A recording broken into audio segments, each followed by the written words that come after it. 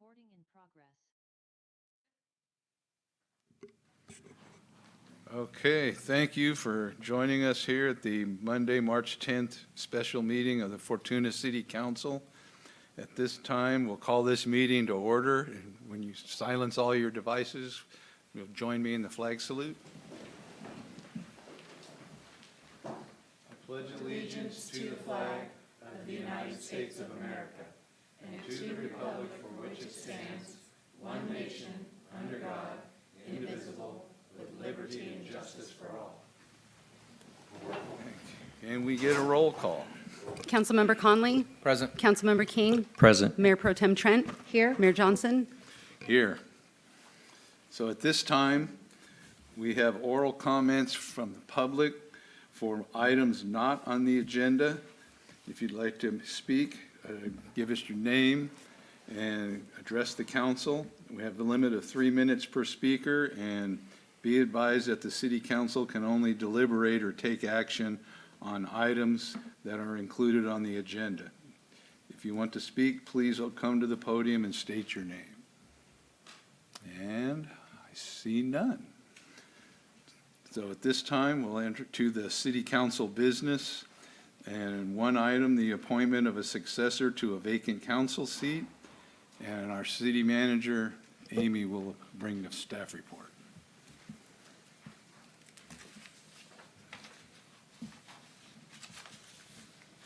See on it says it's disabled, the sharing. Okay. There we go.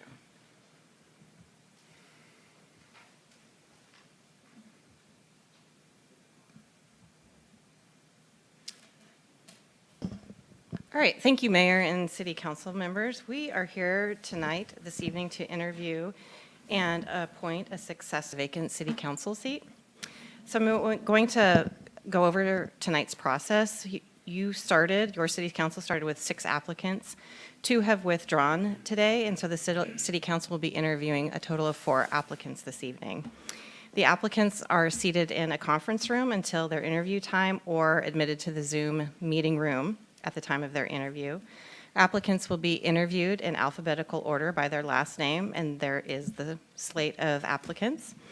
At their interview time, applicants will be asked to provide a 2-minute overview about themselves and why they are interested in serving on the Fortuna City Council.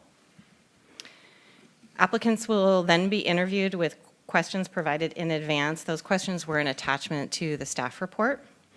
Once the applicant interview is complete, they may remain in the City Council chambers to watch additional interviews or hear the City Council deliberations, or they can remain in the Zoom meeting room. After all interviews are complete, there will be an opportunity for public comment. And just as a reminder, the term of this vacant seat ends calendar year 2026. So I'm going to continue with the staff report at the moment, and we'll begin the order of merit process after public comment has closed. Each council member can provide their top applicant choice. If there is consensus, at least 3 council members in favor of 1 applicant, the council may proceed to appoint the applicant by a motion and a vote. If there is less than a majority for an applicant, the order of merit process will begin, and the council would provide their second choice applicant. Applicants will be given 3 points for a first choice, 2 for a second. If after 2 rounds a top applicant can be identified, the council would proceed with a motion to appoint. And here is an example of the table that will be on display for your city council. And as you can see, 3 points are assigned to the first choice and 2 points are assigned to your second choice. If a third round is needed, the council would provide their third choice applicant. 1 point would be assigned for third place, and a council could appoint the top candidate by motion if it requires 3 rounds of the order of merit process. It should be noted that because there are 4 city council members, it is a little bit difficult to guarantee that there will be no tie. If a tie should occur, you can make a motion to continue the appointment process to a subsequent date. You can also choose to flip a coin or draw a name from a hat. This was actually recently done in the city of Blue Lake. And then once an applicant is selected, an oath of office will be administered, and questions on tonight's process can be directed to myself or your city attorney, Ryan Plotz, and I'd be happy to answer any of your questions. Okay. Does any of the council members have a question? Straightforward. It's pretty straightforward. And there will be a public comment period after the interviews.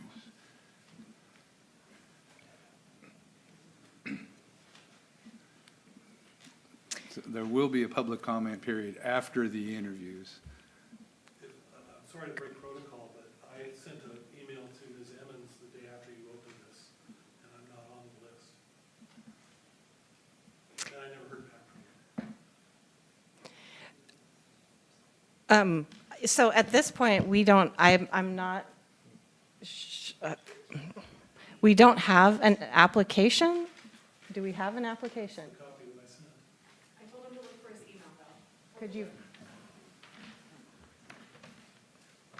Can we just add him in? Is there any reason?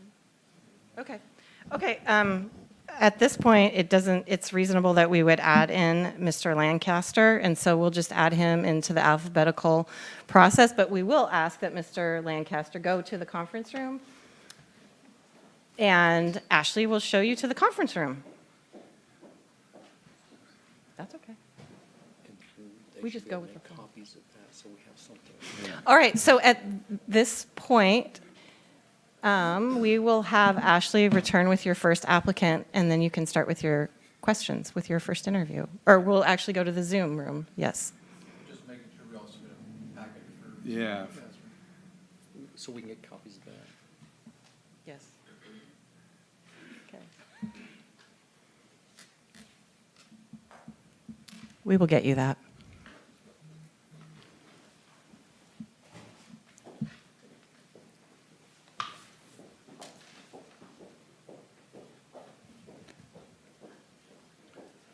I'm sure we waited to the meeting.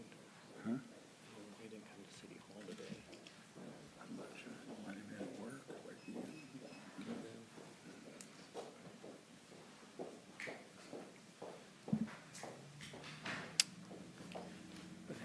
So, Sienna, are you able to?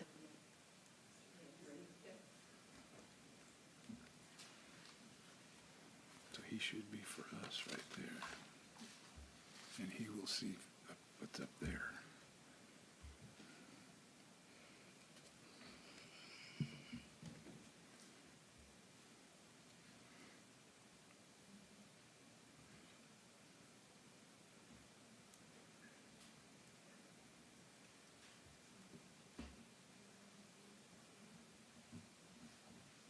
Just waiting for the,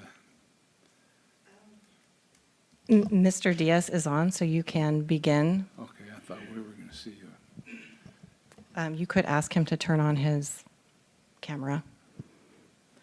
Okay. Mr. Diaz, can you hear me? Yes, I can. There you are. Thank you. I'm Mike Johnson, and then Councilmember King, Councilmember Conley, and Mayor Pro Tem Trent, we will each ask a question of you. But for first, can you provide an overview about yourself and explain why you're interested in serving on the city council? And you will have 2 minutes to do so. Okay. Thank you, Mayor and honored council members. Good evening. My name is Carlos Diaz. I have been a member of the wonderful community of Fortuna for the last 25 years. I'm a firm believer of the important role that family plays as a foundation for a thriving community and how much a community can influence the happiness and success of a family. And my family is that example. Part of my application packet that I provided you with my professional experience and skills, which I believe can make me a successful council member. So I won't be talking about that since you already have that in front of you. Instead, I want to talk about the why. The reason for the entrance in the city council is because I'm a community service oriented individual by nature. I always look to help others where needed. A good example of that is the 13 years of volunteering at the Fortuna Fire Department. I believe that our role as community members and human beings is to lead and build for the future, and the city council is the most important role to get that accomplished.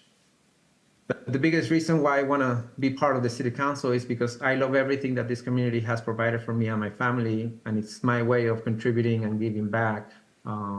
So that's me, and that's the reasons why. Thank you.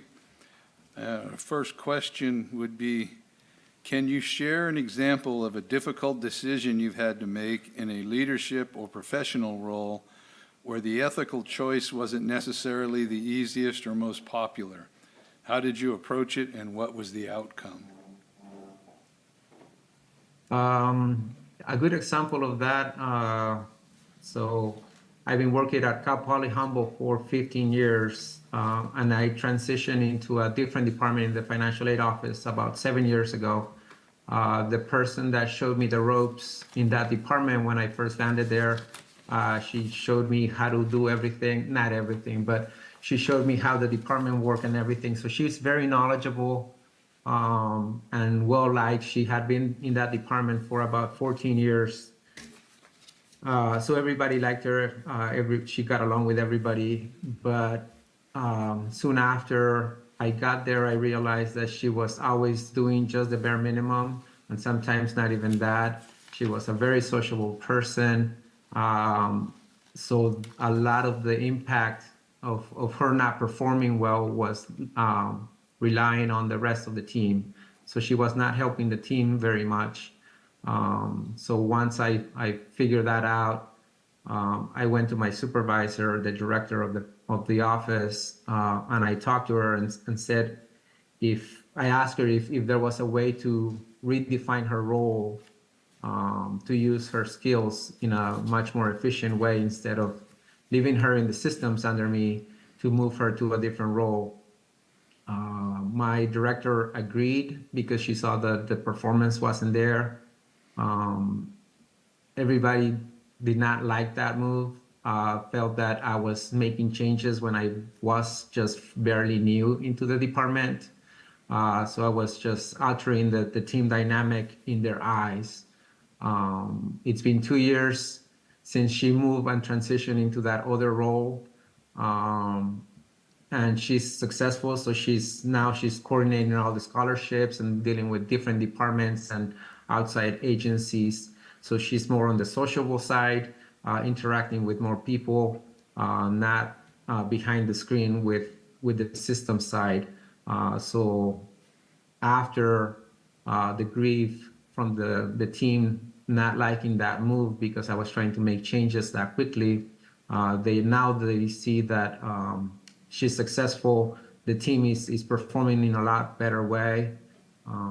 So I think that the outcome has been successful for both parties, the systems team, which I oversee, and her as an individual and career change for her into a different role. Good, thank you. Councilmember King next. Evening, Mr. Diaz. It's a pleasure to meet you. So my question for you tonight is, what do you see as the most significant challenge facing Fortuna in the next 2 years, and how would you contribute to address that? I think that the challenge is not only specific to Fortuna, but I think it's through many communities in the state of California. I think that the financial impact that we are seeing affecting small communities like ours is pretty evident. The tax dollars are not coming in. I think that the convenience of online shopping has taken a huge impact on the tax revenue that small businesses and local businesses were creating. So I think that we need to be creative and strategic on how to attract and incentivize new businesses in order to create that additional revenue so that it could create a sustainable city budget. So I think that using our tools in the city council to attract new businesses or look for other revenue sources to make sure that we are financially stable is critical. All right, well, thank you, sir.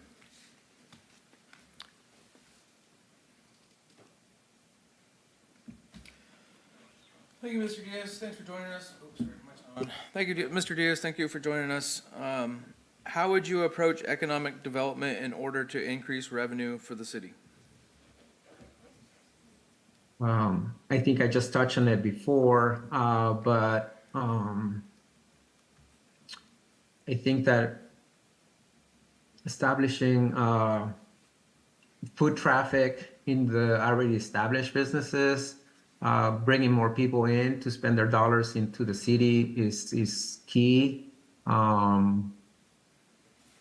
know that the city council has been working on zoning regulations to allow additional residential and commercial development. So like the old Palco lot, those would, I think that would bring in more revenue in and possibly increase marketing to attract more tourism to our city during our community events, which they already bring in a lot of people from out of town. So that marketing and getting more people into the town to spend their dollars, it's critical. Thank you very much. Good evening, Mr. Diaz. My question is, what is your vision for Fortuna?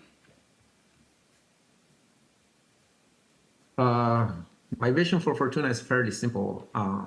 I just want to ensure that the community stays family-oriented, having a community where families can flourish, because if families flourish, then they can make the community better. When they stay in town, when they are happy, when they're spending their money in town, that makes the community thrive as well as families. So I think that families are the foundation for every community. So that's what I envision, giving them services like all the services that my kids went through the Fortuna City Schools. They use all the sports and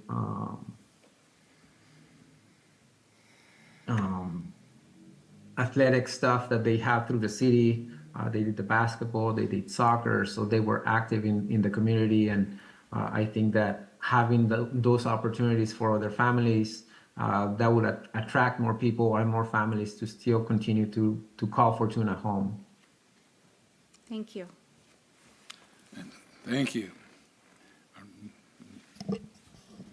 So that concludes your first interview. We can bring in our second in-person applicant at this point.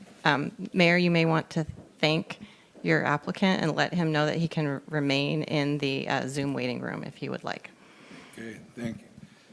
As Mr. Diaz, if you can hang out in the Zoom waiting room for our wrap-up, and thank you for your participation and your answers, and we will be back to you. Thank you so much for your time. And also for our protocol, we'll insert Mr. Lancaster in the correct alphabetical order.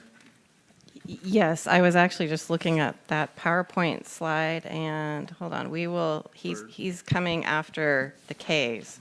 Yeah. So he'll come after Arian. Right.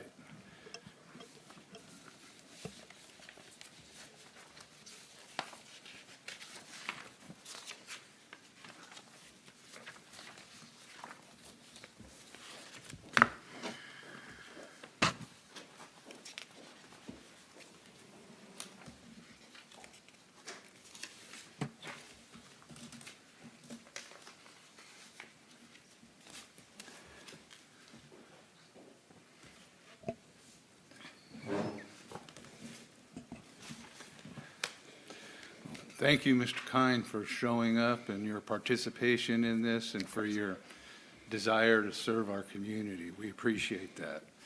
I'd like to start off by asking you an overview about yourself and explain why you're interested in the City Council, and you have 2 minutes to do so.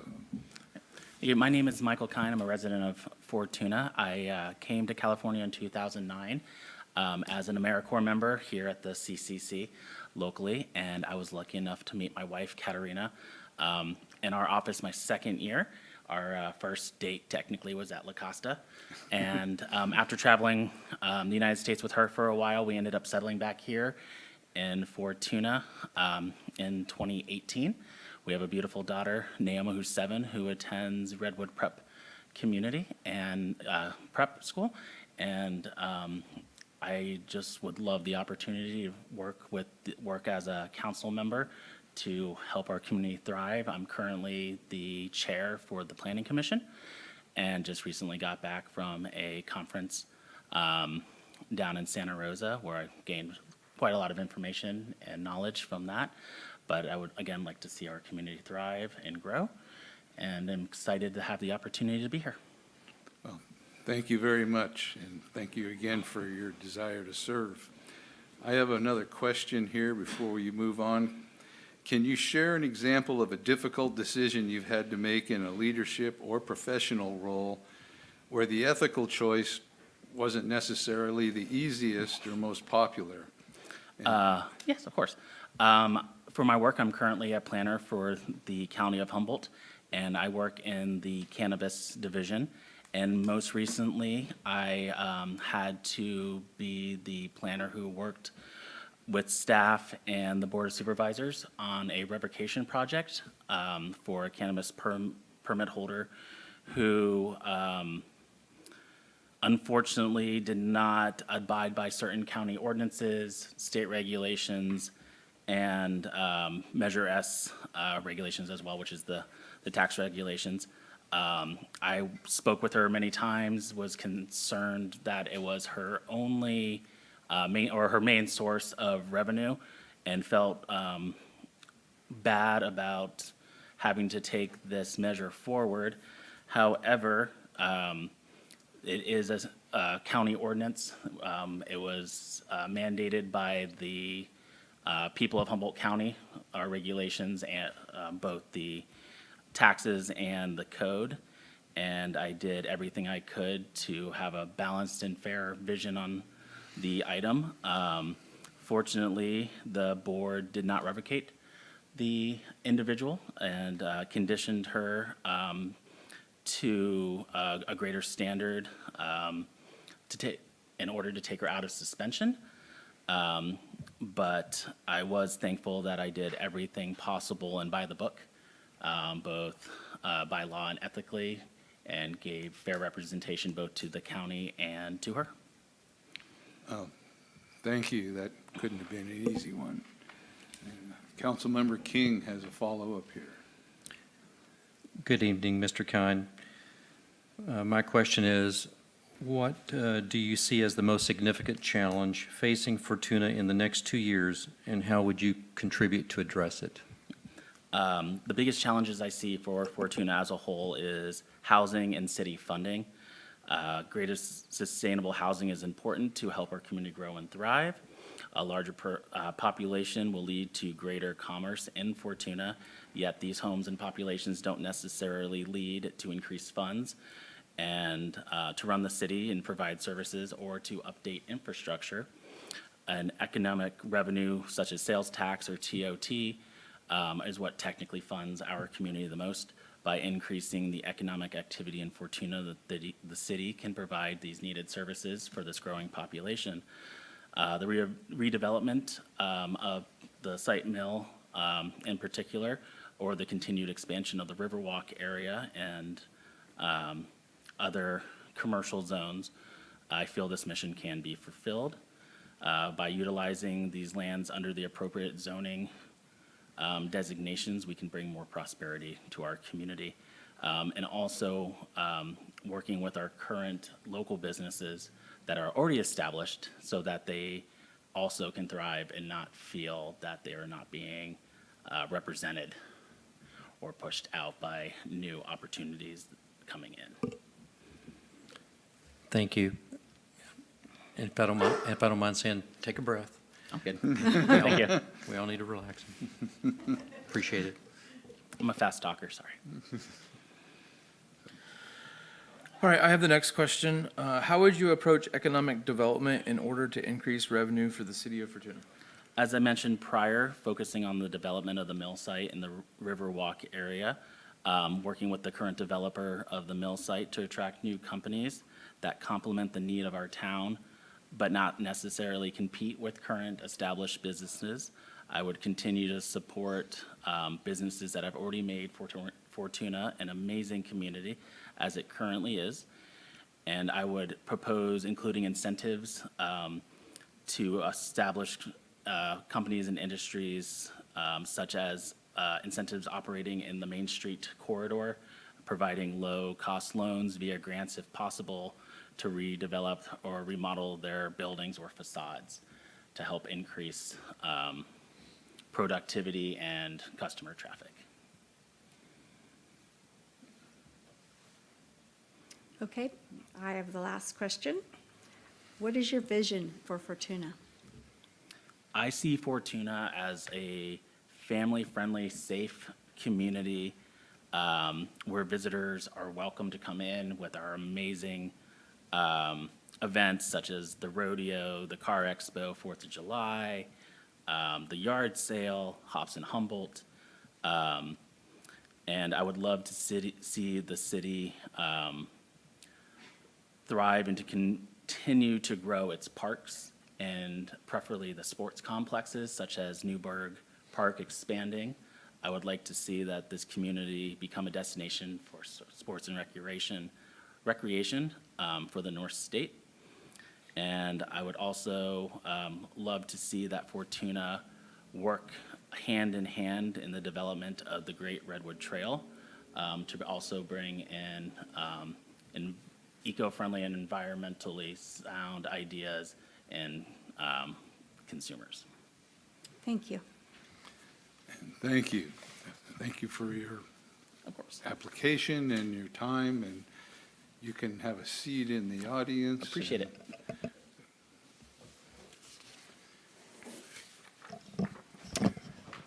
We can go get the next applicant.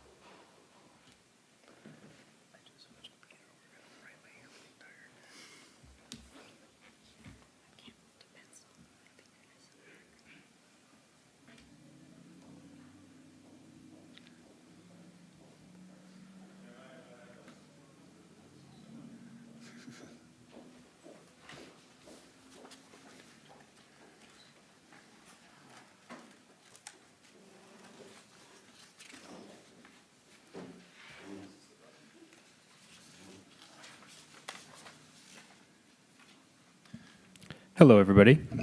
Hello, and thank you for your time and your participation here and your desire to serve the community.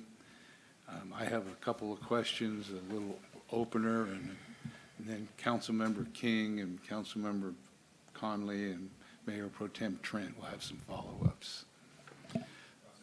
So our first opener is provide an overview about yourself and explain why you're interested in serving on the city council. And you have a couple minutes here. Yeah, great question. So first and foremost, thank you for being a part of this, and thank you to the community for hosting something without the special election. I think that's really important. But I am actually new here. As of 8 months ago, I moved from Southern California, and I consider Fortuna and Humboldt County to be a very well-kept secret. I think it's a absolutely stunning city with a beautiful and rich history, and it's outside of the problems that are going on in Southern California. A little bit about me. I was a mortgage broker for 5 years, and now I currently am the director of sales at Sequoia Springs Assisted Living here locally. And yeah, I'm just very thankful to have this opportunity. Well, thank you. A little follow-up to that is, can you share an example of a difficult decision you've had to make in a leadership or professional role where the ethical choice wasn't necessarily the easiest or the most popular? And how did you approach it, and what was the outcome? Absolutely. So this is actually going to be a recent situation. Sequoia Springs has a new management structure as of January of this year. And recently, I had the opportunity to work with a prospective resident who had a variety of health ailments. And in order to join assisted living in the state of California, there are certain qualifying factors that have to be in place. And in this situation, management and the business side of assisted living, we're really pushing for this resident to move in to increase occupancy. However, this resident was not a good fit for what the services that we provide. Essentially, we weren't able to meet their level of care. And with management pushing and the family pushing for him to join us, I had to show a steadfast resistance and side with clinical and not allow him to move in. I was foregoing not only my commission, but also, against the advice of management, going in the wrong direction, not making the business money. I think that's an excellent example of a tricky situation with a difficult ethical question. Definitely. Thank you. Good evening, Councilmember King. It's nice to see you. Thank you for being here tonight. My question is, what do you see as the most significant challenge facing Fortuna in the next 2 years, and how would you contribute to address it? Great question. So in my 8 months here, I've talked to a lot of people. A big commonality right now facing Fortuna's families is the cost of extracurriculars. I, for one, think that sports are a very important part of a childhood development. I myself wrestled for 6 years. I consider it a foundational pillar of who I am. So having access to that is really important. On top of that, I would say that, everybody talks about more affordable housing. The state of California has this ongoing issue, and I think that's another piece of the puzzle that would also help with economic development. That's all I got. Thank you. Appreciate it. Thank you. I have the next question, Councilmember Conley. How would you approach economic development in order to increase revenue for the city? So I think we have some really great events. I think the rodeo is excellent. This was my first year attending the rodeo. I think we should really lean into our kind of like pioneer Wild West events. Get more vendors. Increase the size and the capacity of these events. I think that's one way that we can, increase revenue. I kind of already talked about the affordable housing piece, but I did have an idea pop into my head while I was kind of writing out my answers, and I thought that we have this theater here that's actually kind of in the center of town, and it's not being used. I don't know the full story. I apologize if I'm making wrong remarks here, but I think it would be really interesting to possibly purchase the theater, renovate it, make it a centerpiece of the community, increase the Main Street traffic, allow families and locals to come and see movies that maybe, aren't like recent movies or movies that are, playing in theaters, but have like older movie nights, have senior nights, have ways to get people together, kind of gather around that and, operate that from the city perspective. And we do need to incentivize businesses to come here. I think there's ways that we can incentivize more businesses to come here. Maybe businesses that jibe well with the current businesses that are here. And yeah, I think those are what I think. First of all, can you tell me how you pronounce your name? Absolutely. Arian Kiani. Thank you. My question is, what is your vision for Fortuna? I want Fortuna to be a bustling small town. I want it to be busy. I want it to be a place where families can come and know that they're not only going to be safe, but they're going to find a level of prosperity here that they wouldn't outside of the other cities that are local to us. Thank you. Thank you for your participation in this and your desire to serve the community. This time you can have a seat out there, and we'll continue on with the interviews and then get back with you. And our Ashley can bring in our next. Thank you for having me.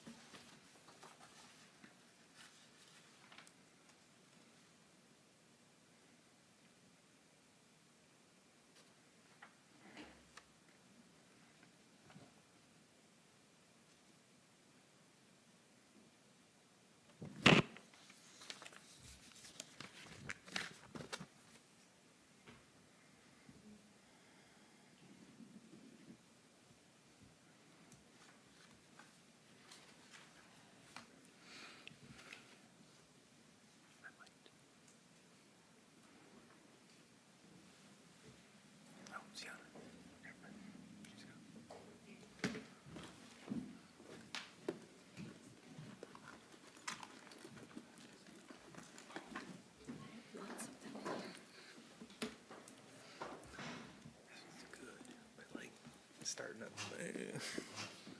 You read this one? Oh, for now, this one's fine. I just started that. Last one I started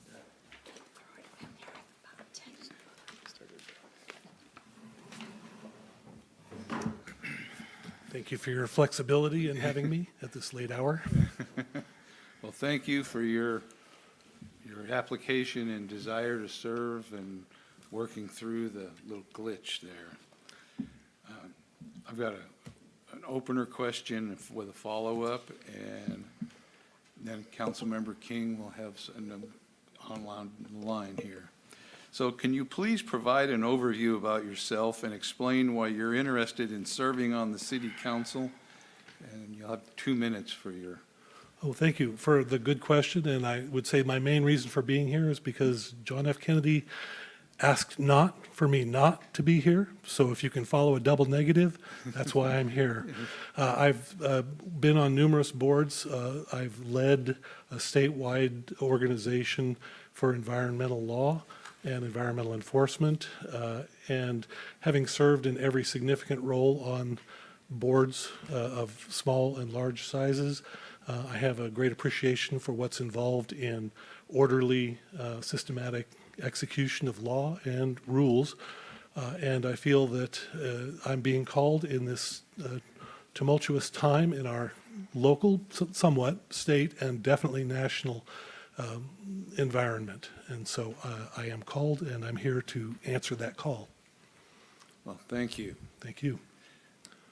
As a follow-up, can you share an example of a difficult decision you've had to make in a leadership or professional role where the ethical choice wasn't necessarily the easiest or most popular? How did you approach it, and what was the outcome? Thank you, and thank you for the time to reflect on that ahead of time. As in moving up in leadership in that state board, the Calcoopa Forum Board, I had the honor of serving as treasurer, and this organization has gone from a few counties to all 58 counties in the state, as well as state oversight and all the corporate and mom and pop shop stakeholders in environmental compliance. As a treasurer for that organization, it was apparent to me that while we had very competent board members and an excellent business manager, they had grown from a few $100,000s of enforcement money earmarked for training to multi-millions, tens of millions of dollars from large corporations paying environmental fines. And the oversight of that money and the accountability was not there. We had very loyal, long-term board members who trusted, rightly, but they trusted the business manager for accounting for that money. In my time as treasurer, it came upon me to convince the board that, yes, this person who manages this money is good, but we still need to be able to present organized and detailed reports from a certified professional accountant on a timely basis to audit for those millions of dollars. And so with a lot of persuasion of reluctant board members, all good people, all having each other's back, it was important that they separate their personal trust in the business manager and each other to actually be able to say, yes, we need to bring in a professional, we need to do it regularly, and we need to be accountable for it, because the nicest people you know can also be people that take advantage of you and your finances. And so that is one example. Well, thank you. Thank you. And now, Councilmember King has a question. Good evening, Mr. Lancaster. Good evening. What do you see as the most significant challenge facing Fortuna in the next 2 years, and how would you contribute to address it? I have two thoughts on that, and I alluded to it in my introduction, that resisting the overreach from state and particularly federal administration is a huge factor that will trickle down to the local community. There are a lot of executive orders being issued from a growing unitary executive president who's reducing the number of federal employees, grant monies, and other significant resources that do come down to the local community. And my primary concern is that we have clarity, crystal clarity on how those decisions, legal or illegal, challenged in state and federal courts, are affecting this community, and that we actually not only abide by all the laws, but that we're on top of that those executive orders are not an unlawful taking of our rights and our resources. Secondly, continued efforts to increase business opportunity, which I think is a fairly common rejoinder for your candidates.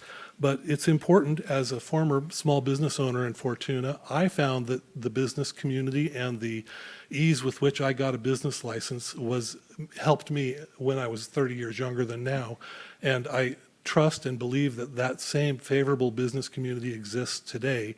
So I want to do all I can to pursue that, and also to tag on top of that we are an oasis in this world climate change environment, that a lot of California, which is on fire right now, needs to have their eyes open to this beautiful place that we have with resources, land, water, and opportunity. And so that's another priority in my mind, is how do we let people know what we have here and then get them to make the move up here and find the quality of life I know they can have. Thank you. Thank you. Thank you very much. Councilmember Conley here. I have the next question. How would you approach economic development in order to increase revenue for the city of Fortuna? Well, I think that I kind of gave away the game for me on this last answer, that the biggest unknown resource, untapped resource, is getting people to realize what a great place we have here. And that's communication and outreach is going to be the means to get that word out, because we want to bring their income, their money, and their families up here to Fortuna. And doing that is, in this electronic age, is going to be targeted communication, whether you're targeting the Highway 101 corridor, 20 miles north, 20 miles south of Fortuna, to give people perhaps targeted billboard information about what events happen in Fortuna over the course of the year, so that when they drive the highway, they've seen those dates and those events for 6 months, and they're building a sense of excitement and anticipation coming into Fortuna. Or more narrowly focused would be targeted Facebook and TikTok advertisements that go to communities that have suffered from wildfires, that go to people in our community that are within short driving range but hadn't thought of Fortuna, and may not have a sense of, are we still the bedroom for Palco, or are we now a burgeoning multi-ethnicity, multicultural community that is really worth a second look? I want to help redefine Fortuna to be more inclusive and more comprehensive. Thank you. And I have the last question. What is your vision for Fortuna? Well, again, I've got a bad habit of preaching the next question with the last question, and that is that I want us to be perceived. You know, we are welcoming people. I've seen that in my recent interactions with city staff, with police, and obviously with your board, and the communication that I've received from you, and the follow-up on a recent complaint, for which I thank you. But how do we convey that we're a welcoming people and that the quality of life here is particularly good, and that we're an underutilized area and a resource? There's something here for everyone, and who we are is not necessarily how we're perceived. Again, not Palco's workforce. We're easily driven past, not just because the highway sidesteps our community, but because we aren't giving travelers enough reason to want to stop by and notice us. Those ideas like billboard and targeted narrow band advertising are things that can really help us get on the map. What we need to do is build an audience for Fortuna and then give them a means and a reason to come here. Thank you. Thank you. Thank you, and thank you again for your desire to serve the community and to take part in our council. Great. Thank you So for your you time. can have a seat in the audience there, and our next candidate is via Zoom.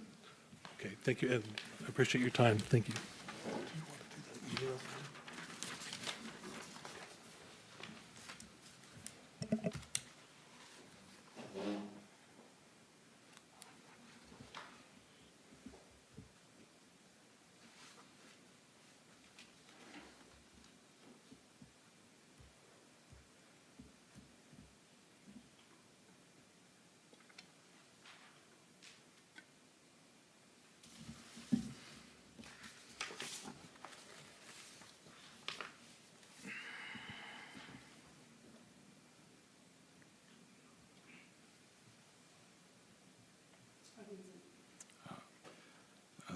Can you hear me, Arlene?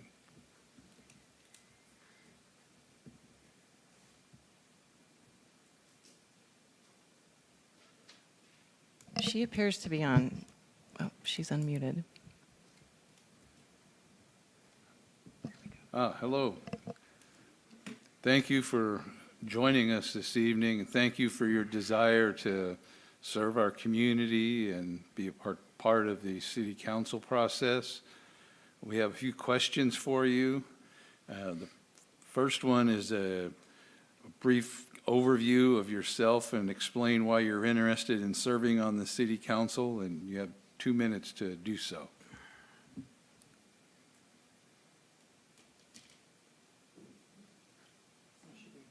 I don't think she heard me.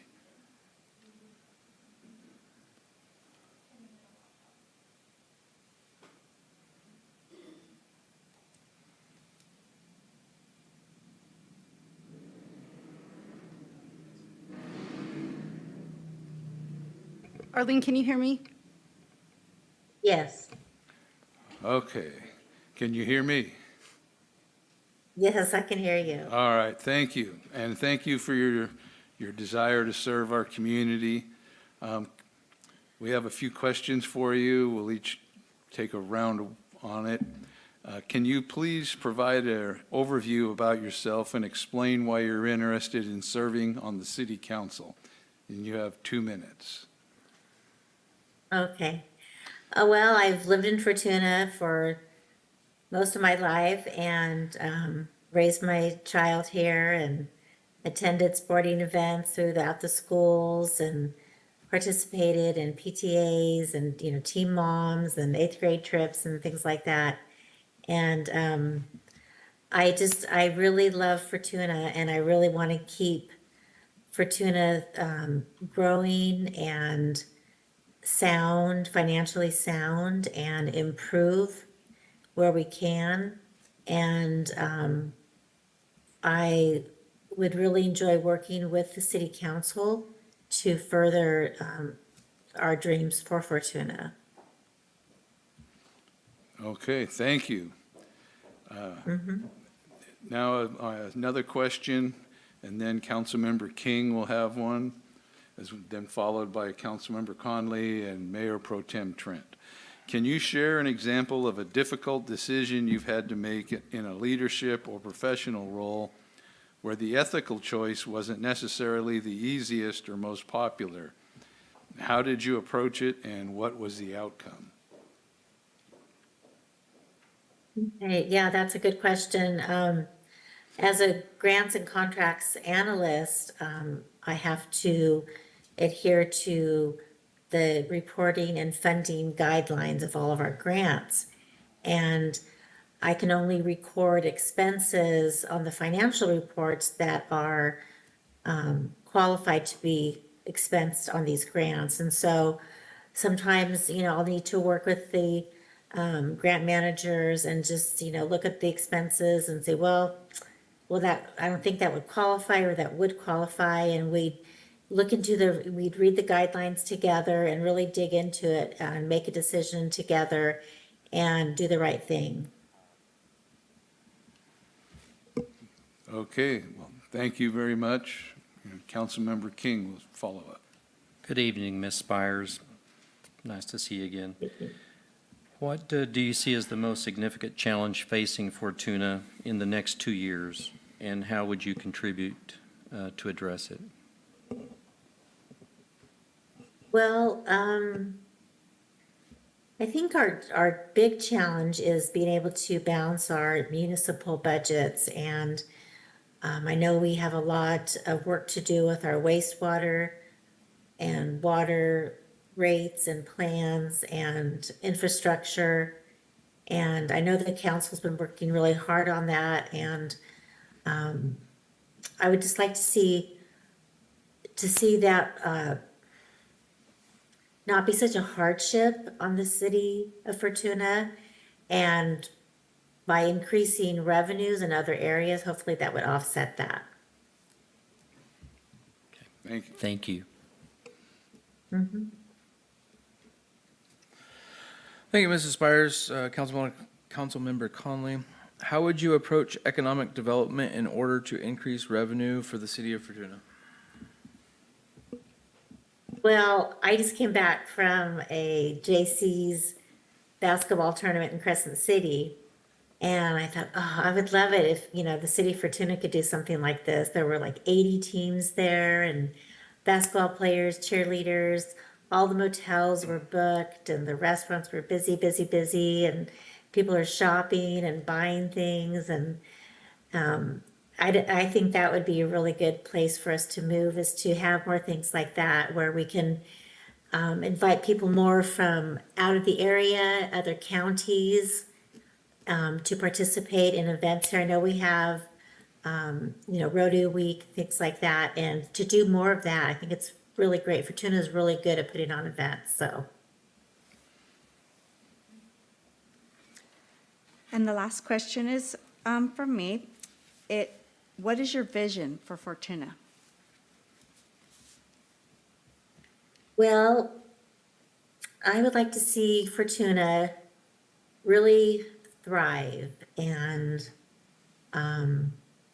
it's like driving downtown, down Main Street, and seeing all the empty buildings and everything shutting down so early, and just I don't know, not having a Fortuna Theater anymore or a bowling alley, or it's just we need more things to do in Fortuna, and I would love to see the Fortuna Theater get back on its feet. And I don't know how the city could help with that, but I'm sure we could work with some people and, form a committee and look outside of the area. And we could also look at getting the pool finished and having that community pool and having swim teams and tournaments and just bringing more people into our city, and they can see what a great city this is. And then our sales tax or our revenue would increase, and so our sales tax income would increase, so that would be great. Thank you. Thank you very much for your answers and for your participation. And we will move into our next phase here in a moment. Thank you. So at this time, we can open up public comment for this business item, and speakers addressing the council will be limited to 3 minutes per speaker. If you decide to speak, please come to the podium, state your name, and then your comments. And be advised that the council cannot respond to anything said during public comment. So if there's anyone that wants to get up and speak, this is your opportunity.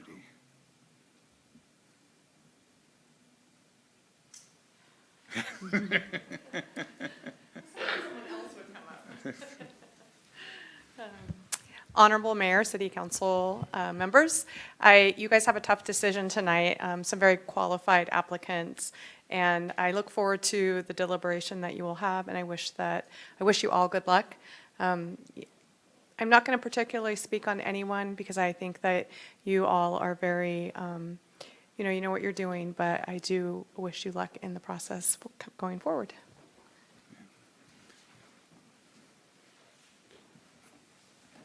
Any others?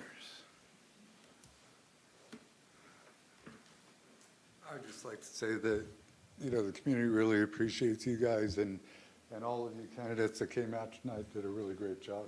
It was really impressive, and yeah, we're really fortunate to have community members like them.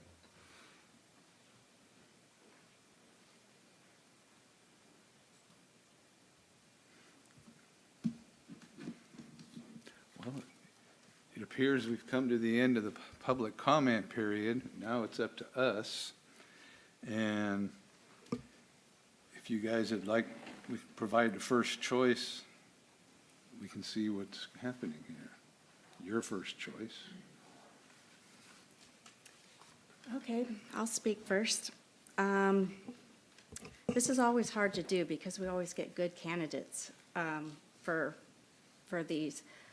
I don't know why we can't get so many like this when it's an actual election. That would be nice. But anyway, thank you all for coming out and showing an interest in Fortuna, and I hope even if you don't get on the council, you continue with your interest to Fortuna. I had one candidate that stood out to me, very involved in the community, a very good application, resume, and all of that. And so Carlos Diaz would be my first choice.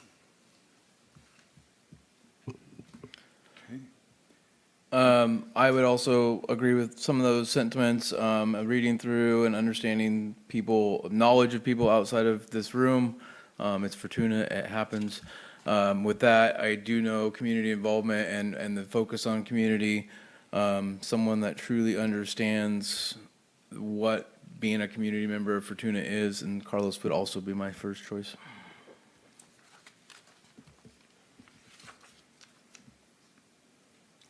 Would you like me to go so you can end it up? Having been on the council only a short time myself, I was very impressed with every applicant. I would have loved to have seen you run a few months ago. And there's always another election too, coming up. I'm torn between, all of them are good, but I'm torn between two of them. And so I had to really think long and hard about this choice. These individuals show dedication to the community, whether it's living here, having children in the system. We even have one that serves on the Planning Commission and is very involved in what's going on here in the city. And at the county level, that's impressive. So it's very difficult. But I'd have to say my choice was Mr. Kine, just because of that experience. Well, it sounds like a broken record, and I'd have to echo everything that's been said.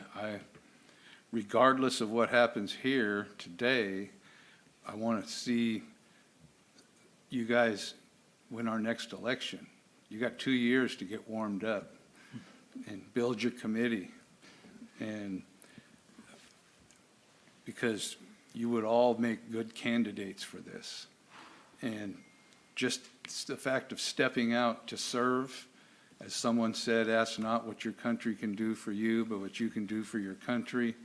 You know, stepping, because it's not always a good place to be. It's not always popular, but it's something that has to be done. Someone has to stand in the gap and make decisions. And as has already been said, you know, we've got a cross-section of the community here with very capable people. And, you know, it's tough. And, you know, my choice is not easy. I know some of the people on here, and just, you know, on first glance, I'm inclined to agree with you about Mr. Kine and his service and his having been with a government body and making decisions, coming to a decision. That's my first go-round.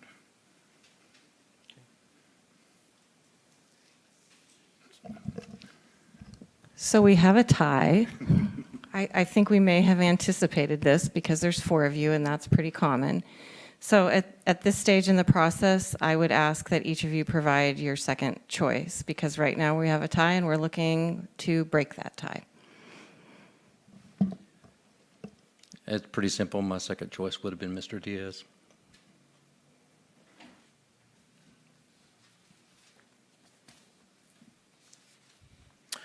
My second choice has put her name in that realm. She's gone through the things twice. She's went and fought that battle a couple times. I see her at quite a few meetings. So my second choice would be Mrs. Spires.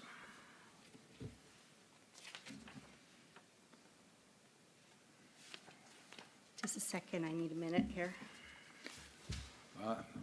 While she's looking for hers, I can tell you that my second choice would be Carlos Diaz.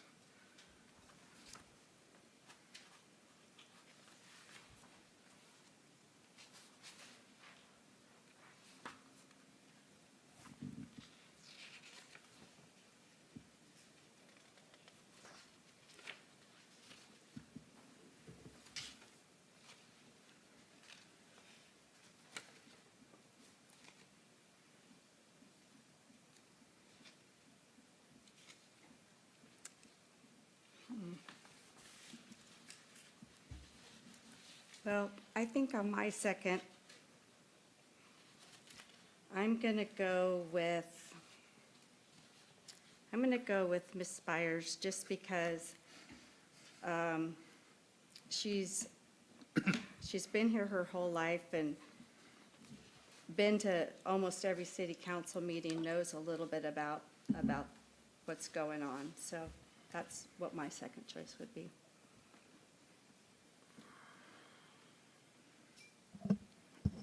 Okay, I'm going to show you your results if you don't mind, and this may help you. Hold on, I gotta share my screen.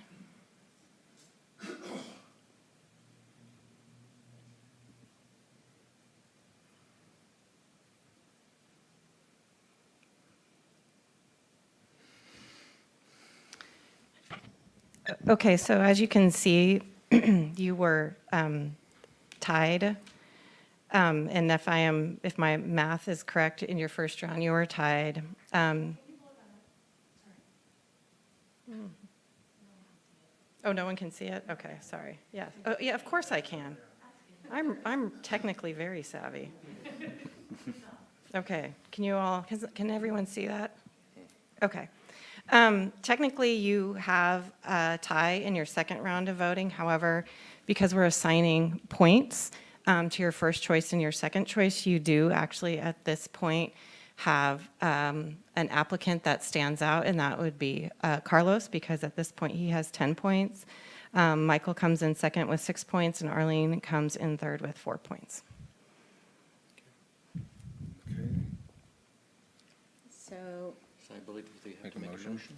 I make a Need a motion motion. that Carlos Diaz is our next council person. Second.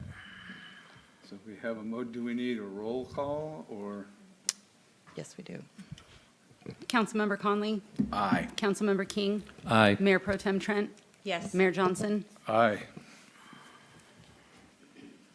Thank you all for participating in this. Agreed. Thank you very much. And again, every one of you is a worthy candidate in 26. Remember that. You've been through the fire now. Yeah, I would think that this was probably tougher than running, so.